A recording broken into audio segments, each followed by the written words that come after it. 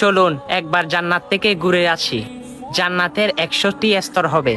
জান্নাতুল ফেরদৌস হবে জান্নাতের সবচাইতে উঁচু স্তর। সুবহানাল্লাহ। জান্নাতে রয়েছে 4 সমুদ্র বিশিষ্ট জান্নাতি শরবত, যেটা হবে পানির শরবত, মধুর শরবত, শরাফের শরবত আর দুধের শরবত। হ্যাঁ, সেগুলোকে আপনার কোটি কোটি বছর তৃষ্ণার্ত আর লাগবে না। জান্নাতে মুক্তা দিয়ে তৈরি 60 মাইলের একটা তাঁবু থাকবে। অবশ্য সকল জান্নাতীরা জান্নাতের মধ্যে প্রতি শুক্রবার শপিং করবে। সেখানে জান্নাতীদের জন্য থাকবে শুধু প্রসাদ আর প্রসাদ, দালান কোঠা। হ্যাঁ, তারা সিংহাসনের মধ্যে হেলান দিয়ে বসবে।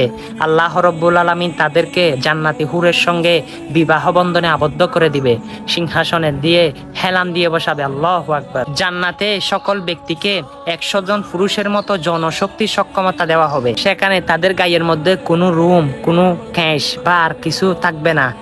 30 বছর টাকরা যুবক হয়ে জান্নাতের মধ্যে প্রবেশ করবে। মাছের কলে যাব না, ফলমূল, নাচ, নিয়ামত। আল্লাহু আকবার। আর কি পেতে চান আপনি বলেন? সেই জান্নাত কি তবুও চান না? হ্যাঁ, আমরা এমনি এমনি জান্নাত চাই। সেই জান্নাত পাওয়ার জন্য সেই দুনিয়ার জান্নাতের কথাটা সকল মানুষের কাছে পৌঁছে দিতে হবে।